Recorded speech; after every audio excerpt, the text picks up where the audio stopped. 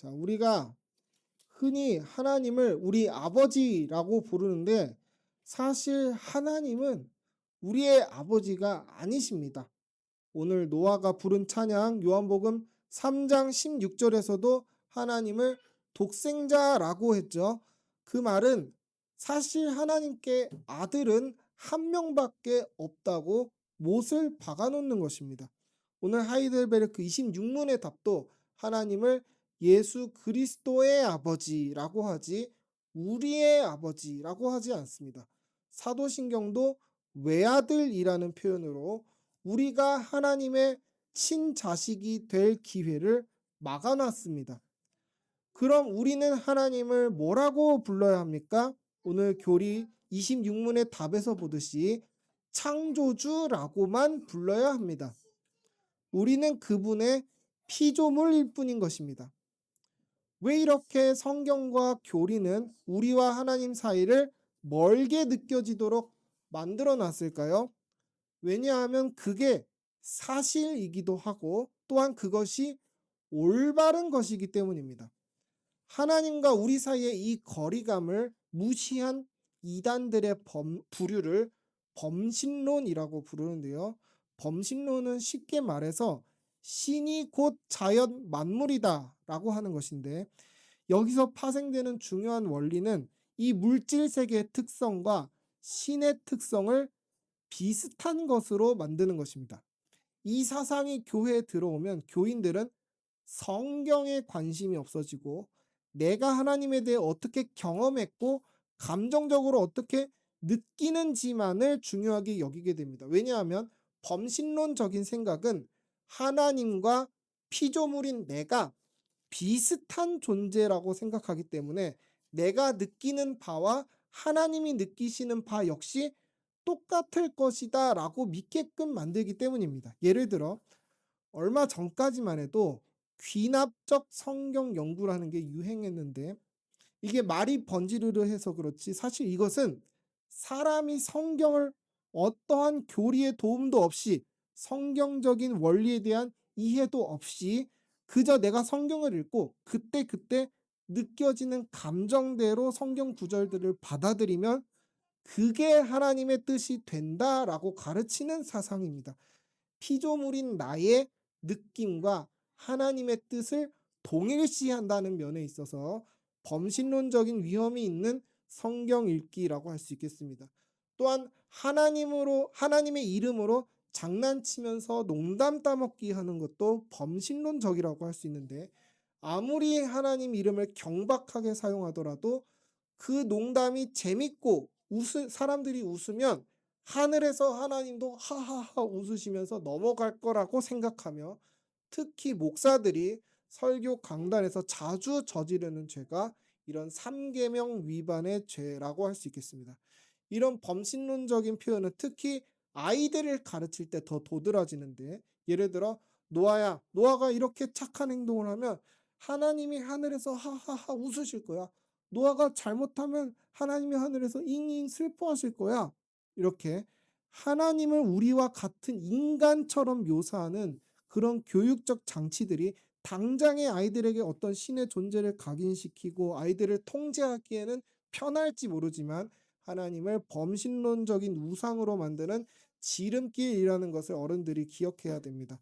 성경도 자주 이런 범신론적인 실수에 대한 경고를 하는데요. 예를 들어 우사를 떠올려 보십시오. 하나님의 언약궤를 손으로 만지면 안 된다는 율법이 먼저 있었는데 언약궤가 떨어질 것 같으니까 그걸 손으로 받치려다가 죽었습니다.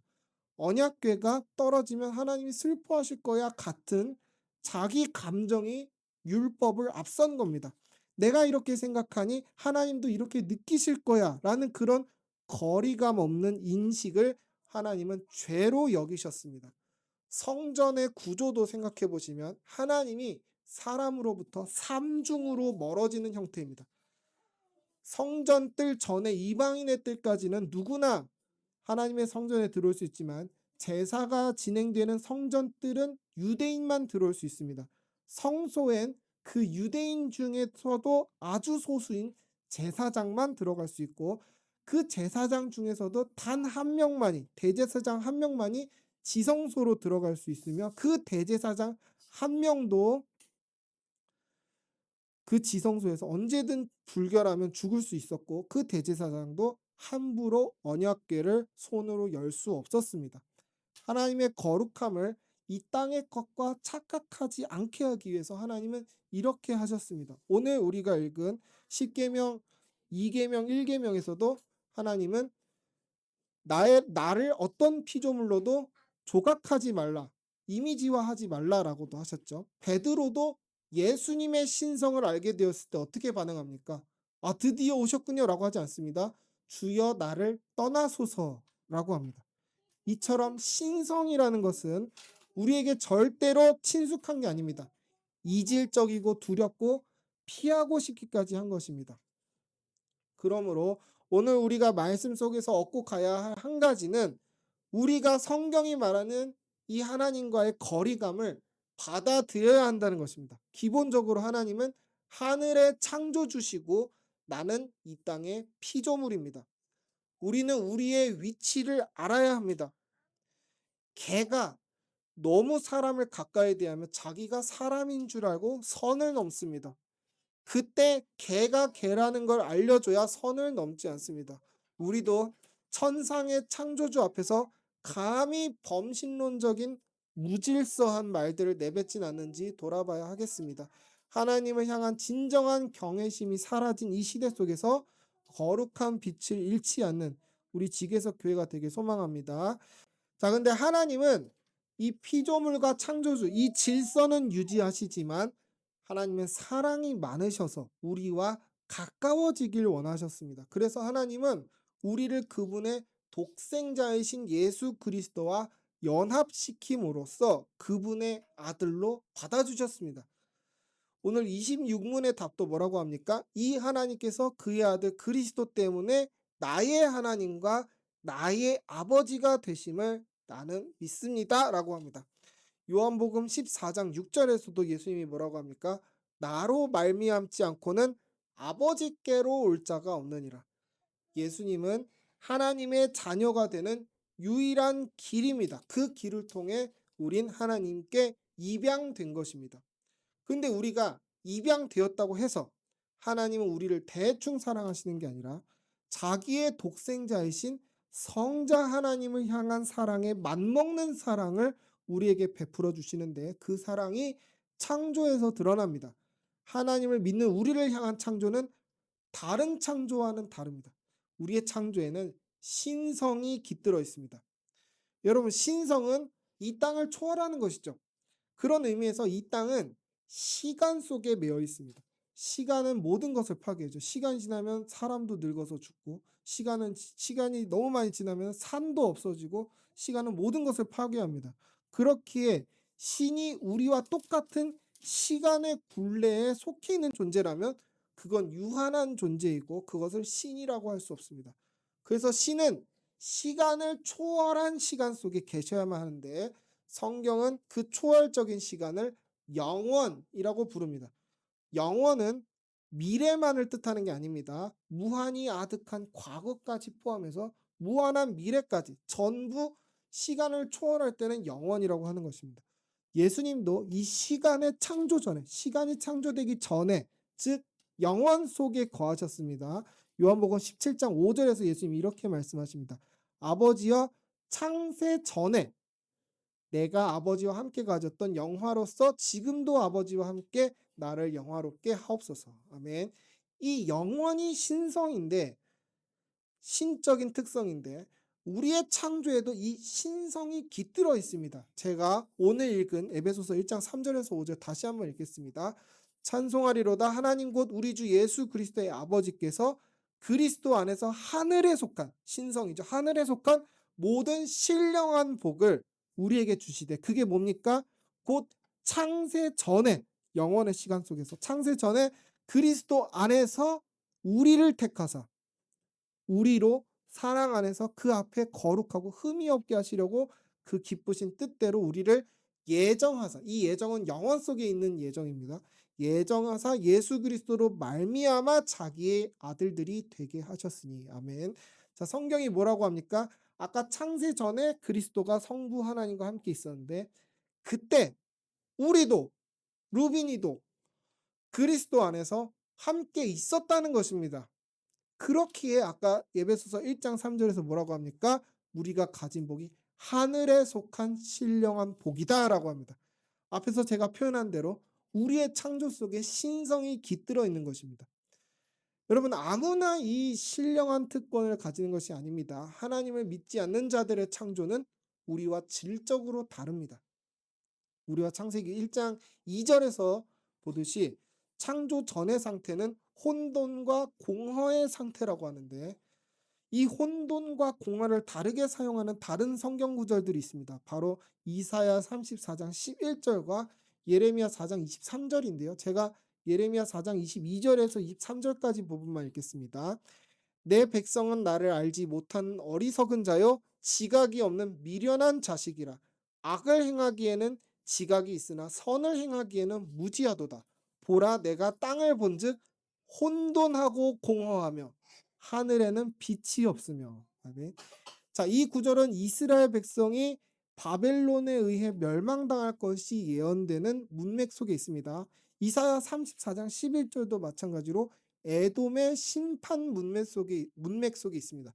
자, 여기서 말하고자 하는 바는 하나님을 믿지 않는 자들은 창조 세계 속에 살고는 있지만 그들의 근본은 혼돈과 공허 속에 있다는 것입니다. 창세 전에 그 혼돈과 공허가 창조를 통해 물리쳐졌듯이 언젠가 이 창조 세계 속에 있는 혼돈과 공허의 자식들, 후예들은 하나님의 새로운 창조에 의해 물리쳐질 것이라는 것입니다.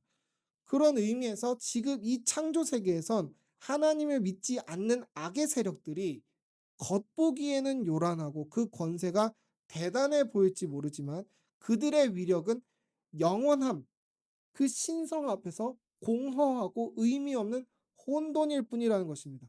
하지만 신성이 깃들어 있는 하나님 믿는 우리의 창조는 영원을 향해 나아가는 존재라는 것이죠.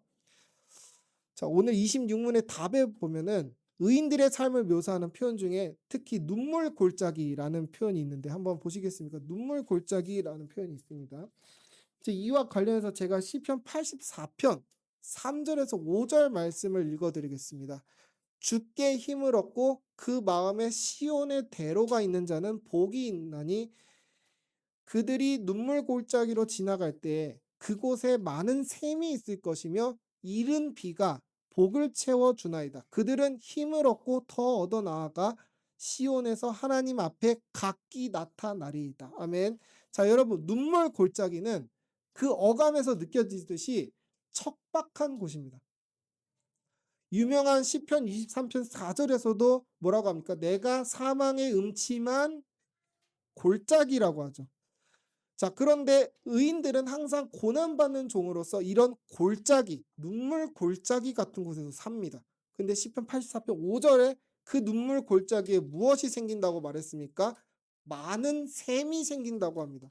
여러분, 물은 원래 위에서 아래로 떨어져야 정상이죠. 근데 샘은 물이 아래에서 위로 솟아오릅니다. 이것은 보통 자연을 거스르는 하나님의 신성한 섭리로 여겨지는데, 또한 많은 샘 뒤에 이른 비라는 표현도 나옵니다. 이 이른 비는 사실 히브리어적으로 덮는다는 뜻이 있습니다. 덮는다. 그런데 이 덮는다는 말이 창조시에 하나님의 영이 수면 위에 운행한다라는 말과 같은 의미입니다.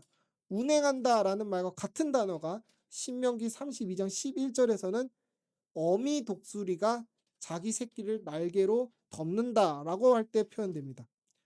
자, 이게 무슨 말입니까? 혼돈과 공허를 물리치신 하나님의 창조 사역의 연장선상으로 지금 이 세상에서 의인들이 고생하며 수고하는 그런 눈물 골짜기 같은 삶이 아무 의미 없는 혼돈과 공허로 끝나는 삶이 아니라 보잘것없고 가난하고 힘든 그 삶을 하나님이 자기 은혜로 덮는다는 겁니다.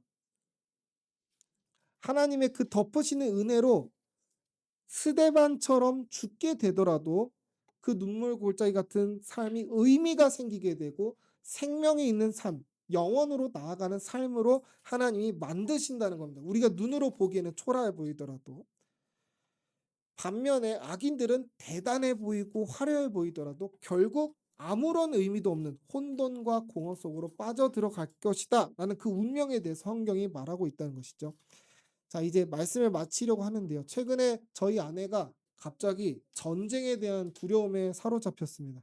여기저기서 전쟁 이야기가 들리고 이 혼돈의 시대에 우리 애기들은 어떻게 살아야 할지 막막하다라는 얘기를 아내가 했었습니다.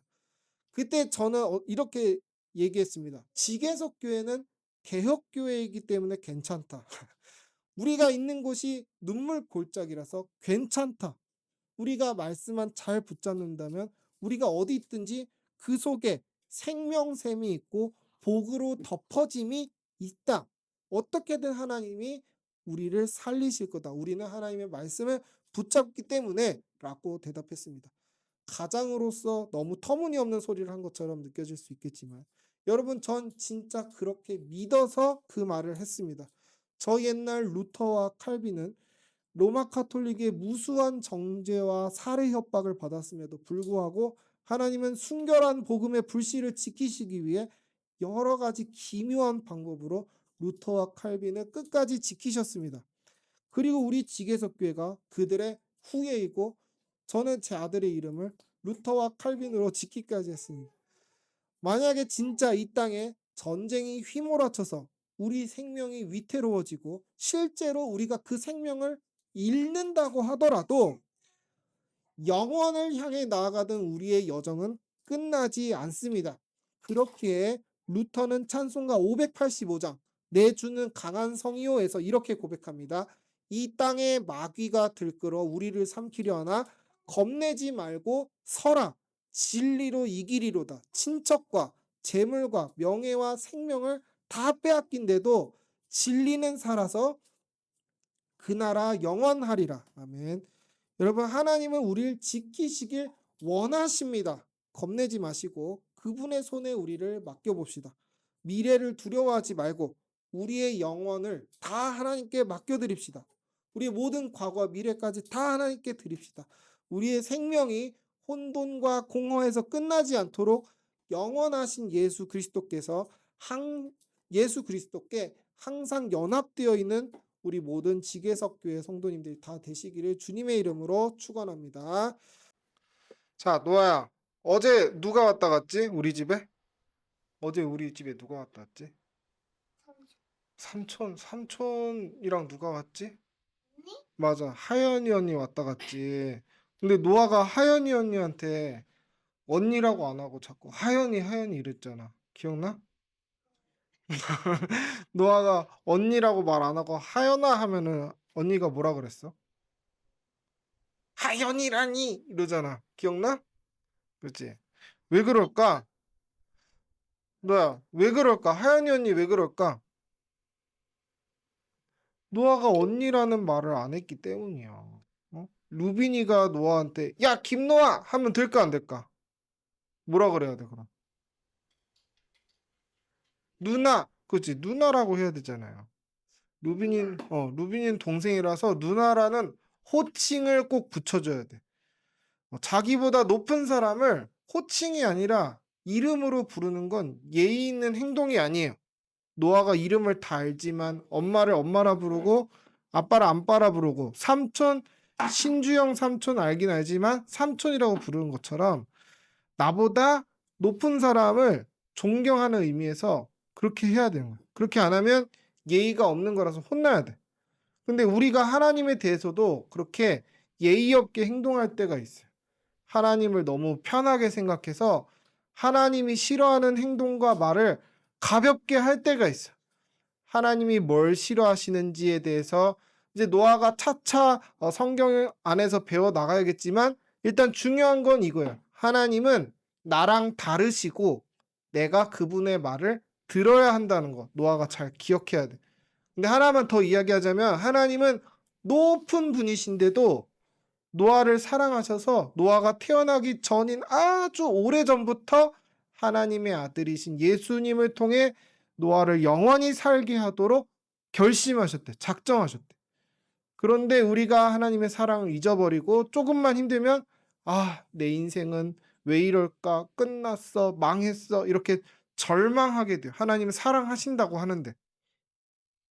그래서 우리가 하나님 사랑을 믿고 힘들어 하면서 너무 넘어지면 안 돼.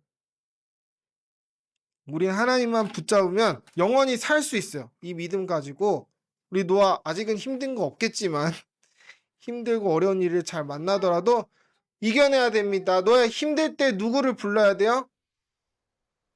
너야 힘들 때 누구를 불러야 돼요? 아빠지만 아빠는 하나님을 불러요. 그래서 노아도 하나님을 부를 수 있겠어요?